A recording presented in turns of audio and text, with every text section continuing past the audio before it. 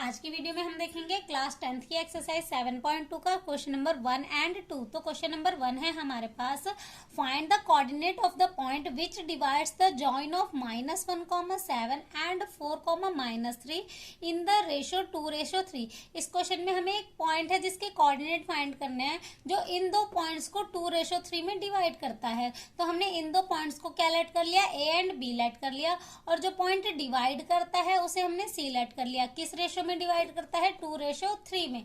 अब हमारे पास coordinate find करने के लिए सेक्शन फॉर्मूला होता है m1x2 plus m2x1 divide by m1 plus m2, m1y2 plus m2y1 divides bye m1 plus m2। अब x1 y1 क्या होता है, ये तो आपने एक्सरसाइज 7.1 में किया ही है, x1 y1 x2 y2। अब m1 m2 क्या होता है, जो भी हमें रेशो दे रखी है वो हमारी क्या होती है, m1 m2। तो m1 हमारा हो जाएगा 2 और m2 हमारा कितना हो जाएगा 3। ये 2 है, ये 3 है, तो m1 m2 हमारा क्या हो गया 2:3।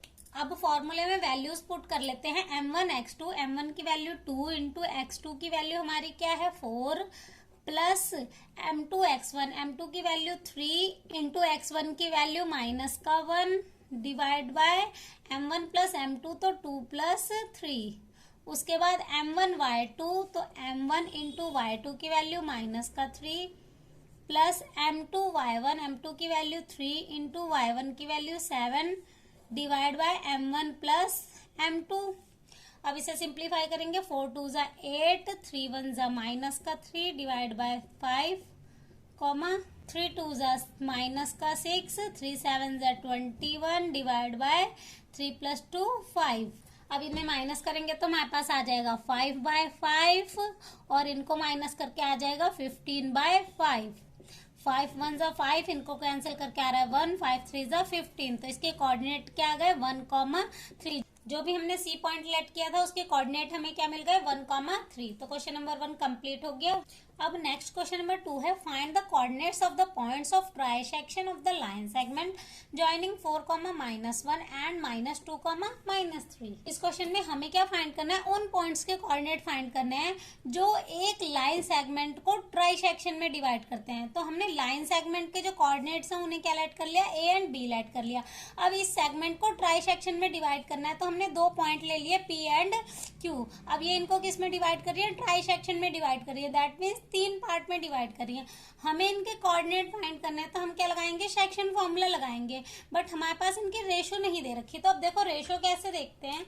अब P पॉइंट की रेशो क्या होगी, इस साइड लाइन का कितना पार्ट है, 1 पार्ट है, और इस साइड कितने पार्ट है, 2 पार्ट है। तो इसकी रेशो हमारी क्या हो जाएगी 1:2। अब क्यू पॉइंट की रेशो क्या होगी, इस साइड कितने पार्ट्स हैं, लाइन के 2 पार्ट्स हैं, 1 2, तो यहाँ पे आ जाएगा 2 रेशो, इस साइड कितना पार्ट है 1 पार्ट है, तो 1।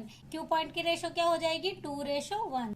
अब पी पॉइंट को फाइंड करने के लिए सेक्शन फॉर्मूला लगा लेते हैं, m1 x2। इसके लिए हमारा m1 m2 क्या हो जाएगा, ये हो जाएगा m1 और m2, x1 y1 x2 y2। तो अब वैल्यू पुट करेंगे, m1 की वैल्यू 1 इंटू x2 की वैल्यू हमारी -2 plus m2 2 into x1 4 divide by m1 plus m2, तो 1 प्लस 2।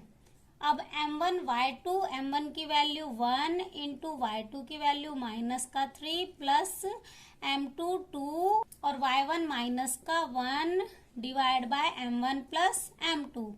अब इसे सिंप्लीफाई करेंगे, 2 1 ज़ा 2 -4 2 ज़ा +8 डिवाइड बाय 3 1 ज़ा -3 2 1 ज़ा -2 divide by 3। Minus plus minus तो 6/3, माइनस माइनस प्लस पर साइन माइनस का, तो 3 2 -5/3। ये डिवाइड हो जाएगा, 3 2 ज़ा 6, तो यहाँ पे हमारा आया 2, -5/3। तो P पॉइंट के हमारे कोऑर्डिनेट क्या आ गए 2, -5/3। अब Q पॉइंट फाइंड कर लेते हैं, तो हमारी m1 m2 क्या हो जाएगी 2:1, और x1 y1 x2 y2 तो सेम ही रहेगा।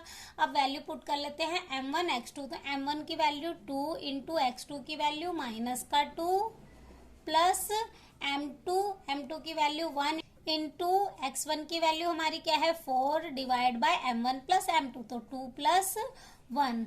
उसके बाद m1 y2, m1 की वैल्यू 2 इंटू y2 की वैल्यू हमारी क्या है -3 प्लस 1 इंटू y1 की वैल्यू माइनस का 1 divide by m1 plus m2, तो 2 प्लस 1। अब 2 2 जा माइनस का 4, 4 1 जा प्लस का 4 डिवाइड बाय 3 कॉमा 3 2 जा माइनस का 6 प्लस 1 1 जा माइनस का 1 divide by 2 plus 1 3, minus plus minus तो ये हो जाएगा 0 बाय 3, माइनस माइनस प्लस पर साइन माइनस का तो माइनस का 7 बाय 3।